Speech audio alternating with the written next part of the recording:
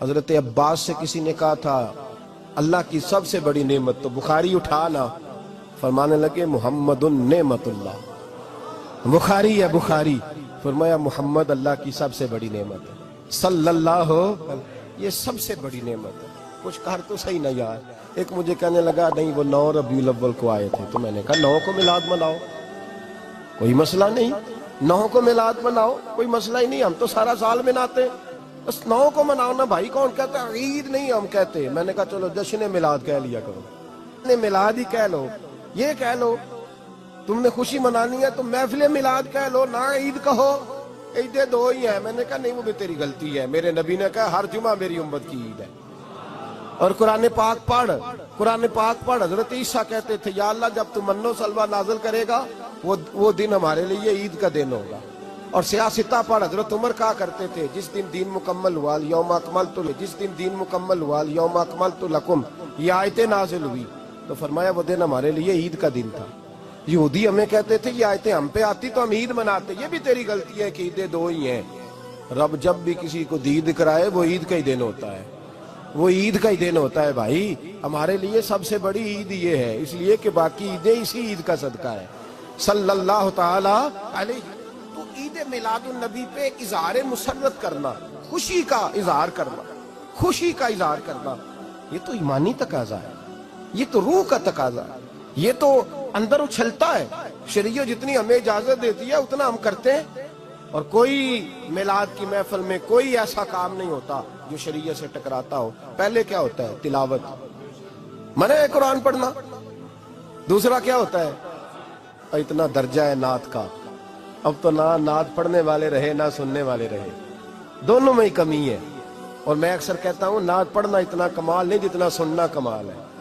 سننے والا کوئی ہونا چاہیے، نعت سننا زیادہ معنی رکھتی ہے۔ اس کی وجہ یہ ہے کہ نعت پڑھنا صحابہ کی سنت ہے اور سننا محمد مصطفیٰ کی سنت ہے، اور سننے والے کا درجہ، ہاں تیرا درجہ زیادہ ہے اگر تو سمجھے تو۔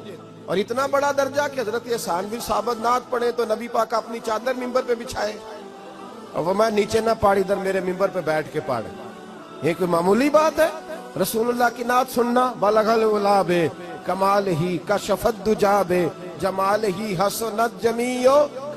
شیخ سعدی کہتے ہیں 3 فقرے لکھے تو چوتھا ہوتا ہی نہیں تھا، میں سو گیا، بڑا پریشان تھا کہ چوتھا فقرہ نہیں بن رہا۔ بلغ العلا بے کمال ہی کشفت دجا بے حسنت جمیع، چوتھا لکھا نہیں جاتا تھا، نیند آ گئی، میری آنکھ لگی تو محبوب کا دیدار ہوا۔ حضور نے فرمایا پریشان پڑے ہو؟ میں نے کہا محبوبہ 3 لکھے ہیں چوتھا بان ہی نہیں رہا۔ حضور نے فرمایا چل سنا نا مجھے، یہ چھوٹا نعت پڑھنا کوئی چھوٹا کام ہے؟ یہ تو ہم نے کھاتا ہی غلط لوگوں کو دے دیا ہے، وہ تو اس قابل ہی نہیں تھے کہ نعت سنی جاتی۔ بلغ العلا بے، شیخ سعدی کہتے ہیں میں سنانے لگا اور مصطفیٰ سننے لگے۔ بلغ العلا بے کمال ہی کشفت دجا بے جمال ہی حسنت جمیع خصال ہی۔ تو حضور نے فرمایا چل سعدی کہہ دے صلو علیہ وآلہ، کہہ دے صلو علیہ وآلہ۔ فرماتے میں کہتا جاتا تھا اور مصطفیٰ مسکراتے جاتے۔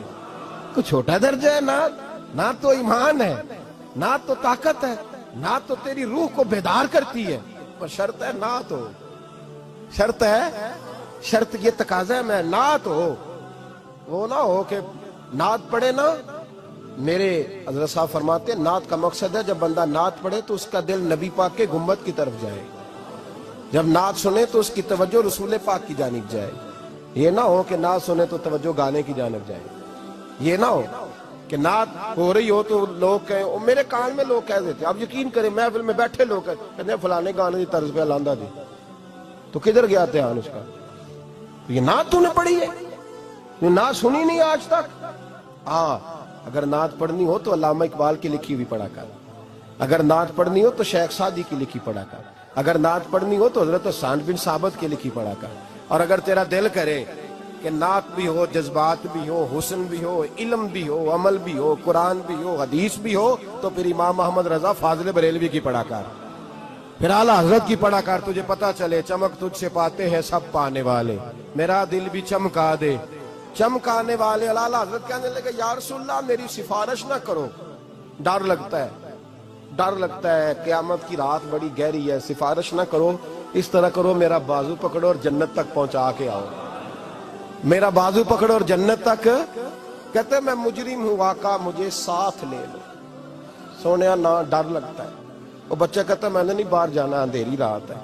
ابا جی نال چلو. تو بلا مثال بلا تشبیہ صرف سمجھانے کے لیے، کسی کوئی بڑا ساتھ ہو تو ڈر نہیں لگتا. تو یہ نعت ہے نا، چمک تجھ سے پاتے ہیں سب پانے والے، میرا دل بھی چمکا دے چمکانے والے. کہتے ہیں یا رسول اللہ محشر کی رات بڑی گہری ہے، میں مجرم ہوں آقا مجھے ساتھ لے لو کہ رستے میں ہیں جا بجا تھانے والے. سونے جرم کر کے آیا اور پکڑا نہ جاؤں کہیں، مہربانی کر مجھے پردوں میں چھپا لے، مجھے مدثر اور مزمل کی چادر کے نیچے کر لے، میں مجرم ہوں آقا مجھے ساتھ لے لو کہ رستے میں ہیں جا بجا تھانے والے. اور پھر تڑپ اٹھے، کہنے لگے کوئی یہ نہ سمجھے وہ چلے گئے، تو زندہ ہے واللہ تو زندہ ہے واللہ، میری چشم عالم سے چھپ جانے والے، میری چشم عالم سے چھپ جانے